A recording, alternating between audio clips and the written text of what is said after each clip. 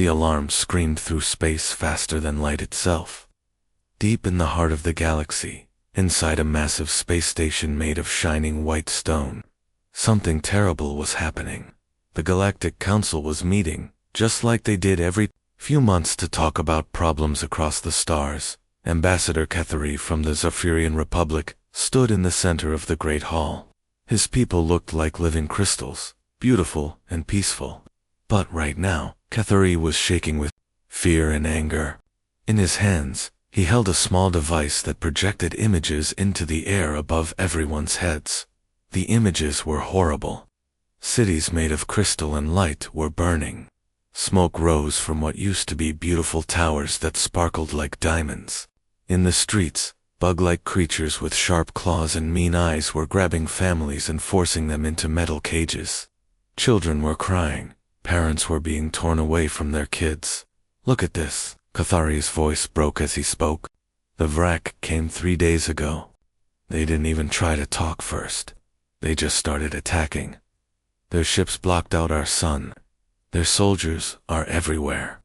The bug soldiers in the images were bigger than humans, with 6 arms and eyes like black marbles. They moved fast and didn't seem to care about anything except taking what they wanted. The beautiful crystal forests that the Zephyrians loved were being cut down and loaded onto huge ships. Families were being split up and forced to work in mines deep underground. They're taking our children to work in the crystal mines," Cathari continued, tears flowing down his face. "The little ones can't even lift the tools they're given. They're dying down there. We tried to fight, but we're not warriors. We never have been. We need help. We need soldiers. We need someone to save us before there's nothing left." Council. Leader Velton was tall and thin, with a long neck that bent like a snake. He looked uncomfortable as he watched the terrible images. Around the Great Hall, hundreds of different alien species sat in their special chairs, all watching in shocked silence. Some had tentacles instead of arms. Others had fur or scales. But they all understood what they were seeing: complete destruction of an innocent world. "This is very bad," Velton said slowly. "But our peacekeeping ships are already busy fighting in the Outer Rim. There are 3 other wars happening right now. We don't have any ships to send to help you. I'm sorry, but we just don't have the resources." That's when Counselor Drix spoke up from the back of the room. He was old and wise, and when he talked, everyone usually listened. "Then we call the humans." The moment he said that word, humans, everyone in the room went quiet. Not the good kind of quiet, but the scared kind. Some aliens actually moved back in their chairs. Others started whispering to each other in worried voices. The humans were new to the galaxy. They had only joined the Galactic Council about 30 years ago. Before that, nobody even knew they existed. Their planet, Earth, was listed in the computer files as unsurvivable Deathworld, avoid at all costs. But somehow, these crazy creatures had not only survived they had thrived. Most aliens came from nice, peaceful planets with gentle weather and friendly animals. Earth was the complete opposite. It had terrible storms, freezing cold, burning heat, poisonous creatures, and natural disasters that could wipe out entire cities. The fact that humans had survived there at all was amazing. The fact that they had become smart enough to build spaceships was terrifying. "Are you insane?" another council member shouted. "The humans are dangerous. They're unpredictable. They solve everything with violence." Drix looked around the room at all the scared faces.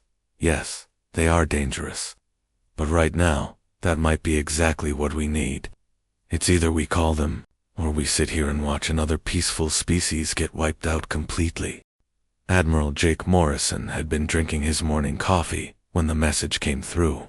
He was standing on the command deck of the UES Thunderstrike, looking out at the stars through the massive front window. The ship was huge, bigger than 3 city blocks put together, and it was just one of 27 ships in Earth's 3rd fleet. The message alert beeped 3 times, which meant it was urgent. Morrison set down his coffee mug and walked over to the communication station. The young officer there looked nervous as he handed over the data pad. "Sir, this came directly from the Galactic Council. It's marked as Priority 1. Morrison took the pad and started reading. His face, which was covered in scars from old battles, got darker with every word. He had fought in the corporate wars back on Earth, where big companies had tried to take over entire countries. He had seen terrible things before, but this was different. These weren't soldiers fighting soldiers. This was innocent families being hurt by monsters around him on the bridge. His crew was watching and waiting. These were good people, men and women, who had volunteered to leave Earth and travel to the stars to protect others. Captain Beth Reynolds was at the weapons control station. She had grown up in the rough parts of Detroit, where you learned to fight or you didn't survive. Chief Navigation Officer Danny Thompson was pulling up star maps on his computer. He used to be a truck driver before joining the Space Navy, and he knew how to get from one place to another fast. "Well," Captain Reynolds asked, setting down her own coffee, "what's got the council so worked up that they're calling us?" Morrison read the message again, just to make sure he understood it right. The words made his blood boil. Innocent people were being enslaved. Children were being forced to work in mines. Families were being torn apart by creatures that saw other living beings as nothing more than tools to be used up and thrown away. Giant bug-like aliens called the Vrak have invaded a peaceful planet, Morrison said, his voice getting harder with each word. They're enslaving everyone they can catch and forcing them to mine crystals. The planet is called Kepler 44b. The council is asking for our assistance with the situation. Thompson was already typing on his computer, bringing up detailed maps of space between Earth and the target planet. Numbers and calculations filled his screen as he worked out the fastest route. Kepler 442b is pretty far out there, boss. If we push our engines to maximum speed, we can make it there in about 12 days. That's assuming we don't stop for anything. Morrison shook his head. Make it 8 days. I don't care if we have to burn out every engine in the fleet. Those people don't have 12 days. 8 days. Thompson looked worried. Sir, that means we'll be running the engines way past their safety limits. We could have breakdowns, or worse. Then we fix them on the way, Morrison snapped. Send a signal to every ship in the fleet. Tell them to prepare for battle stations. We're going to war. Lieutenant Commander Amy Foster, who was in charge of communications, looked confused. She was new to Morrison's crew and still learning how humans did things. Sir, I'm reading the council's message again. They're only asking for a diplomatic mission. They want us to try talking to these Vrak first, maybe negotiate some kind of peace deal. Morrison turned to look at her, and his eyes were cold as ice. Foster, let me explain something to you about how we do things. When someone calls Earth asking for help because innocent people are being hurt, we don't send politicians in fancy suits to sit around a table and talk. We don't send negotiators with briefcases full of papers. We send Marines with guns, and we send them fast. The bridge went completely quiet. Everyone could feel the anger coming off Morrison like heat from a fire. The council can kiss my rear, and, Morrison continued, they want diplomacy. They should have thought of that before they let these bug creatures start enslaving children. When someone calls for help, we don't waste time with meetings and paperwork. We load up our ships. We find the bad guys, and we make them stop.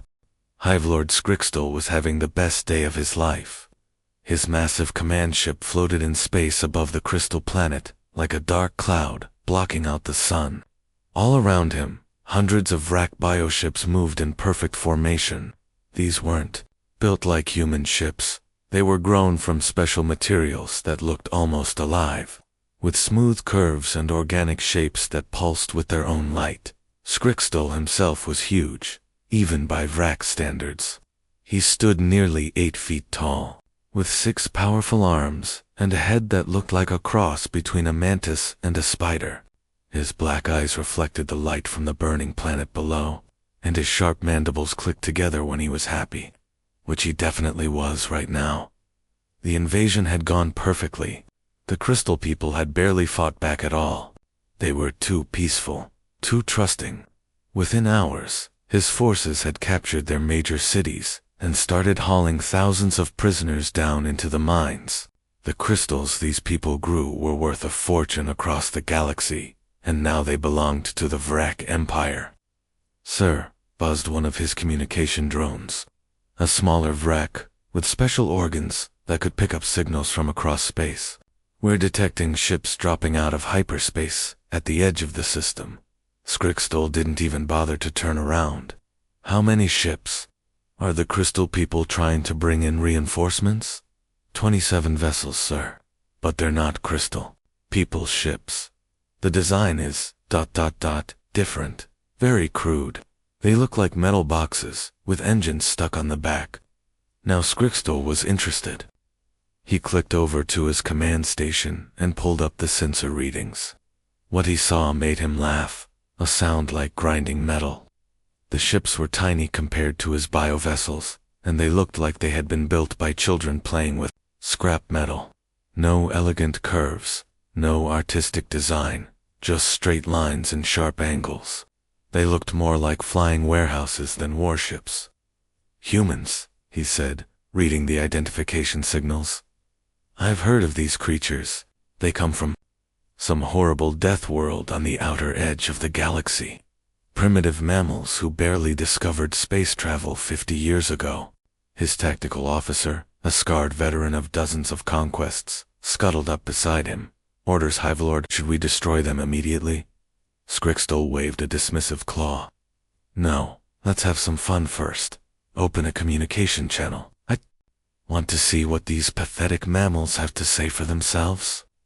The screen flickered to life, showing the bridge of the lead human ship. Scrixtol had expected to see cowering primitives begging for mercy. Instead, he saw a grizzled human, male with cold eyes and scars across his face, standing calmly, as if he owned the entire galaxy.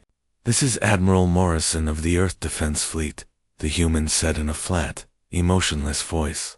"You have exactly 60 seconds to release all prisoners and withdraw from this system." Scrixtol's mandibles clicked with amusement. "Or what, little mammal? You have 27 primitive ships against my 300 biovessels. You are so completely outmatched that this isn't even worthy of being called a battle." 50 seconds, Morrison replied, not changing expression at all. This was too entertaining. Scrixtol decided to make an offer. "Actually, humans, I have a better idea. Surrender now, and I might let you serve in my armies. I've heard you Deathworlders can be useful as shock troops. You can help us conquer other worlds."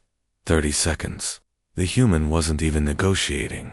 He was just counting down like some kind of machine. Scrixtol was starting to get annoyed. These mammals should be trembling in fear, not making demands. "You're insane if you think you can threaten the Vrak Empire," Scrixtol hissed. "We have conquered 50 worlds. We have never been defeated." 10 seconds, Morrison said. Then the communication cut off. Scrixtol stared at the blank screen for a moment, then started laughing again. "Broadcast surrender terms to all human ships. Tell them they have one chance to give up before we vaporize them." He never got the chance to send that message. The lead human ship's response was a spread of 6 massive torpedoes that screamed across space faster than his sensors could track. His forward scout ships, 3 beautiful biovessels that had been moving ahead of the main fleet, simply disappeared in balls of white-hot fire. "Impossible," Scrixtol shouted, his humor evaporating instantly. "Return, fire, all ships, attack formation." But the humans weren't acting like any enemy he had ever fought before. Normal species would fire their weapons from a safe distance, then retreat when they started taking damage. These humans did the exact opposite. Their crude metal ships charged straight toward his fleet, guns blazing, like they were actually trying to get closer to the fighting. The battle had been going on for 6 long hours, and space around the crystal planet looked like a junkyard full of burning metal and strange alien biomatter. Admiral Morrison stood on his command bridge, watching the fight through the main screen, while explosions lit up the darkness outside. His ship, the Thunderstrike, had taken so much damage that half the lights were flickering, and there was a crack running down the middle of the main viewing window. But Morrison wasn't worried. He was actually starting to smile. The Vrak had expected this to be easy. They thought the humans would fight like every other species they had conquered, shoot from far away, retreat when things got dangerous, and surrender when their ships got damaged. They had no idea what they were really dealing with. Captain Beth Reynolds was still at her weapons station, even though she had a bandage wrapped around her head from where a piece of ceiling had fallen on her during the first hour of fighting. "Sir, the Iron Wolf just lost both engines on the left side. Captain Bradley is requesting orders." Morrison watched on his screen as the Iron Wolf, one of their heavy cruisers, limped through space, with fire shooting out of its damaged engine pods. Any normal captain would pull back and try to make repairs. But Captain Tom Bradley wasn't normal. He was from Texas, and he had never backed down from a fight in his entire life. "Iron Wolf, this is Morrison. What's your status?" Bradley's voice came through the radio.com, as if he was ordering coffee. "Well, Admiral, my engines are shot. My main guns are offline, and I've got about 50 angry bug things trying to break down my door. But the good news is, I'm on a collision course with their biggest carrier, and I still have full control of the steering." Morrison nodded. This was exactly what he had expected. "Copy that, Iron Wolf. Give them hell." "Will do, sir." Iron Wolf out. On the screen, Morrison watched as Bradley's crippled ship plowed straight into the side of a massive Vrak biocarrier. The explosion was so bright, it hurt to look at, but when the light faded, both ships were gone. Just like that, Bradley and his crew of 300 had taken out a Vrak vessel that had been carrying over 2,000 enemy soldiers down on the planet's surface. Lieutenant Colonel Rick Johnson was leading his Marines through the Crystal City streets. The buildings here were like nothing on Earth. They grew up from the ground like transparent trees, and they sang with a soft musical sound when the wind blew through them. But right now, many of those beautiful structures were broken and burning. Johnson's Marines were fighting house to house, freeing captured civilians and pushing the Vrak soldiers back toward their landing ships. What made this different from any other battle was that the humans weren't just fighting for victory, they were fighting to protect people they had never met. People who didn't even look like them. Corpsman Jenny Martinez was one of the medics with Johnson's unit.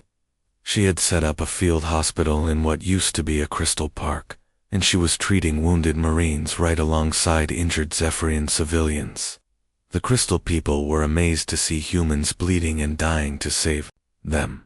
Some of the older Zephyrians were crying, not from pain, but from gratitude. "Why?" one elderly Zephyrian asked Martinez as she bandaged a cut on his arm. "Why do you risk your lives for us? We are not your people." Martinez looked up from her work. She was tired, covered in dirt and blood, and she had been working for hours without a break. But she smiled at the old crystal man. "Because it's the right thing to do. Where I come from, when someone needs help, you help them. It doesn't matter what they look like or where they're from." Back in space, Morrison was watching something he had never seen before. An entire alien fleet starting to fall apart, not from damage, but from fear. The Vrak ships were still fighting, but they weren't coordinating anymore. Some were trying to retreat while others were still attacking. Their perfect formations were breaking down into confused groups of individual ships. Hive Lord Skrixtel's command ship limped through space like a wounded animal. Half of his biovessel was dead, the organic walls no longer pulsing with life. Green fluid leaked from ruptured systems, and the beautiful curves that had once made him proud now looked like the broken ribs of some massive creature. He couldn't believe what had happened. In just 8 hours, His unstoppable swarm of 300 ships had been completely destroyed by 27 crude human vessels. Most of his fleet was nothing but debris floating in space. The few ships that had escaped with him were damaged and fleeing in different directions, no longer the organized force that had conquered 50 worlds. How? He whispered to himself, staring out at the stars. How did those primitive mammals defeat us? His tactical officer, bleeding green blood from multiple wounds, crawled up beside him. Sir, they didn't fight like any species we've ever encountered. When our ships damaged them, they didn't retreat. They got more aggressive. When we boarded their vessels, their crews didn't surrender. They fought harder. It's like they wanted to die fighting rather than live in defeat. Said nothing. For the first time in his long life, he understood fear. Back on the crystal planet, the cleanup was already beginning. Human marines moved through the cities, helping frightened Zephyrian families find their lost children and relatives. Navy engineers were in orbit, using their ships to clear away the wreckage and make sure no wrack stragglers were hiding anywhere in the system. Admiral Morrison walked through what had once been a beautiful crystal temple in the center of the capital city. The walls were cracked, and some sections had collapsed, but the basic structure was still standing. Sunlight streamed through the transparent ceiling, casting rainbow patterns on the floor, where exhausted human soldiers sat next to grateful civilians. The crystal people were amazing to look at. They weren't made of actual crystal, but their skin had a translucent quality that caught and reflected light in beautiful ways. When they moved, they seemed to shimmer like living gemstones. Right now, many of them were crying tears that looked like tiny diamonds, but these were tears of joy and relief. A young Zephyrian girl, probably about 10 years old, in human terms, walked up to Morrison and tugged on his uniform jacket. She said something in her musical language that he couldn't understand, but she was holding up a small crystal flower that glowed with its own soft light. Morrison knelt down and accepted the gift. Even though they couldn't speak each other's languages, he understood what she was trying to say. Thank you. Major Dave Taylor approached, carrying a datapad with casualty reports. His uniform was torn and dirty, and he walked with a limp from a piece of shrapnel that had hit his leg during the final assault on the Vrak landing zones. Sir, Taylor said quietly, I've got the final numbers. We lost 8 ships completely, and another 12 are so damaged they'll need months of repairs. Total casualties are 2,847 killed in action, 4,156 wounded. Heavy losses, but the mission is complete. Every Vrak soldier on the planet is either dead or captured. Morrison nodded grimly. Nearly 3,000 good people had died today, men and women who would never see their families again. But they had died protecting innocent civilians, and he knew that every single one of them would make the same choice again if they could. There's something else, sir, Taylor continued. I just got a message from Earth Command. The Galactic Council is calling this the first official deployment of what they're calling the Deathworlder doctrine. Apparently, they're having emergency meetings about the implications of what happened here today. Morrison looked up at the sky, where human patrol ships moved among the stars like guardian angels. What kind of implications? They're scared, sir. The other species in the galaxy have never seen anything like what we did here. Most of them think warfare should be conducted with rules, with negotiations, with attempts to minimize casualties. We just showed them what happens when Earth goes to war for real. Some of the council members are worried about what we might do if we ever decided to start conquering worlds ourselves. Morrison stood up, still holding the crystal flower the little girl had given him. Let them be worried. The galaxy just learned an important lesson today. When innocent people are being hurt, when families are being torn apart, when children are being enslaved, Earth doesn't send diplomats. We don't send negotiators. We send Marines. And we don't stop until the job is done. Lieutenant Anna Phillips was nearby, helping load wounded Zephyrian children onto medical transport ships. She had been fighting for 12 straight hours, and her armor was scorched and dented, but she was still smiling as she carried a crystal child who couldn't walk because of injuries from the mines.